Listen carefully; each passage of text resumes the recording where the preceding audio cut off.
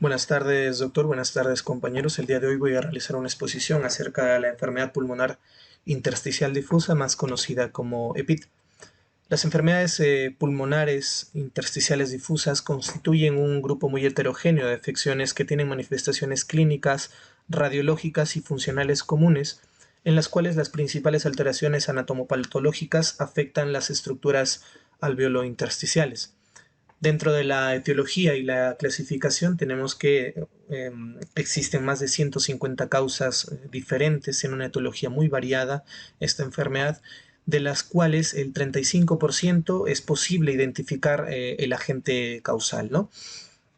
Según la ATS se van a clasificar en tres grupos. Estamos hablando de las neumonías intersticiales idiopáticas, de causa conocida o asociadas, y las primarias o asociadas a otros procesos no bien definidos. En las bases fisiopatológicas vamos a tener en cuenta que aquí el término EPID va a implicar la infiltración inflamatoria de la pared alveolar que da lugar a profundos efectos sobre el epitelio alveolar y en el endotelio capilar. La lesión de las unidades de intercambio gaseoso va a aumentar la permeabilidad alveolar, permitiendo que el contenido de suero ingrese a los alveolos. Esto va a producir una reacción inflamatoria que va a liberar a las citoquinas proinflamatorias y a las profibróticas, ¿no? Esta acción se va a realizar en un intento de reparar la lesión que anteriormente se produce o se produjo, la cual va a llevar a una proliferación fibroblástica y a un depósito excesivo de colágeno. Como anteriormente mencioné, según la ATS, la clasificación de las enfermedades pulmonares intersticiales difusas, vamos a tener las neumonías intersticiales idiopáticas. Dentro de ellas, para mencionar algunas, tenemos a la fibrosis pulmonar idiopática, la neumonía intersticial aguda, la neumonía intersticial no específica, entre otras. De causa conocida o asociada, tenemos a las asociadas a enfermedades de colágeno, neumoconiosis, a las inducidas por fármacos y por radioterapias, y también, por ejemplo, tenemos a las neumonitis por hipersensibilidad o las NH, que tenemos, por ejemplo, las alveolitis alérgicas extrínsecas, y a las asociadas enfermedades hereditarias como las neurofibromatosis, el síndrome de Hermansky-Pudlak y la hipercalciuria hipercalcemia.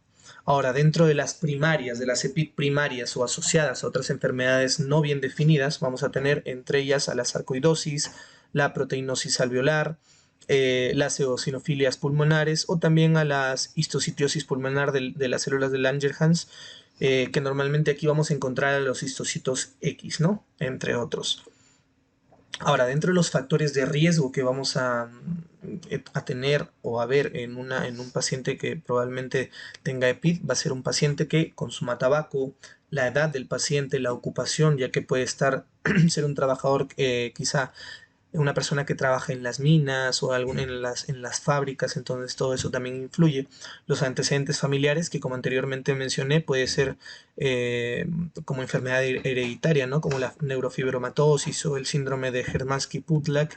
En los tratamientos previos, que quizá haya tenido el paciente alguna quimioterapia, alguna radioterapia, y además que existe una amplia lista de fármacos que son capaces de provocar una enfermedad intersticial.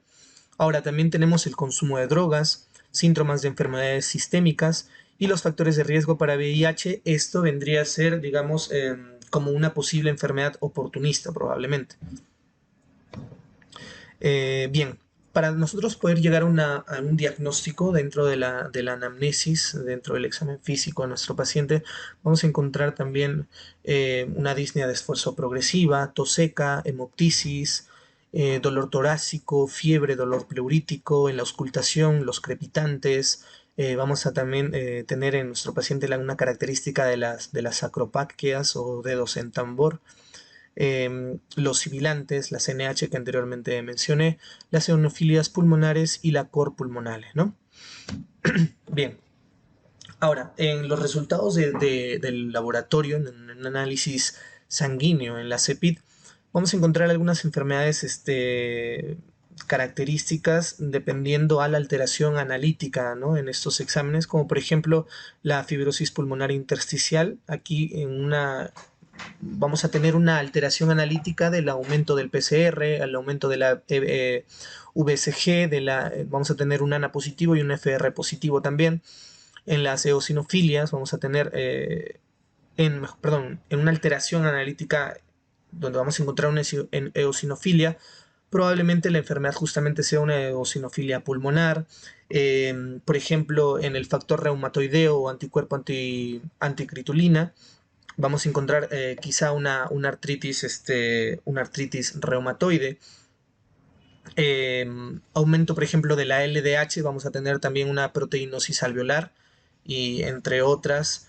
Y, por ejemplo, también vamos a tener una esclerosis sistémica progresiva cuando encontremos quizá en una alteración analítica de los anticuerpos anti-ENA, anti-CL70 y el anticentrómero, ¿no? Bien, para el tema de poder ver, digamos, la capacidad funcional que tienen nuestros pulmones, realizamos un proceso de espirometría. En este proceso de espirometría nosotros vamos a encontrar diferentes patrones que se van a presentar justamente en una EPID, como los patrones obstructivos, los restrictivos y los mixtos. Ahora, ¿cuándo vamos a encontrar, digamos, un patrón obstructivo? Cuando la capacidad vital forzada lo encontremos normal, el volumen expirado en el primer segundo, el volumen expiratorio forzado en el primer segundo, vamos a encontrar disminuido, y el cociente de estas dos también se va a encontrar disminuido, ¿no? En un patrón restrictivo vamos a encontrar a una capacidad vital forzada disminuida junto con un volumen expiratorio forzado en el primer segundo disminuido también, pero un cociente de ambos normal. Y en un mixto vamos a encontrar un patrón mixto. Vamos a encontrar que tanto la capacidad vital forzada, el volumen expiratorio forzado en el primer segundo y el cociente de ambos, todos estos valores van a encontrarse disminuidos. Bien, en una radiografía de tórax, en un EPID, normalmente se va a poder observar un patrón en vidrio esmerilado, que normalmente se va a dar en las neumonitis actínicas, las asbestosis también, ¿no? Vamos a poder también observar probablemente un patrón nodular en infecciones, en TBC miliar, silicosis y la sarcoidosis. También vamos a poder encontrar un patrón retículo nodular y el patrón en panal de abeja, que es muy característico también en estos pacientes, que es la fibrosis pulmonar idiopática, y también en la histiocytosis X. Muchas gracias.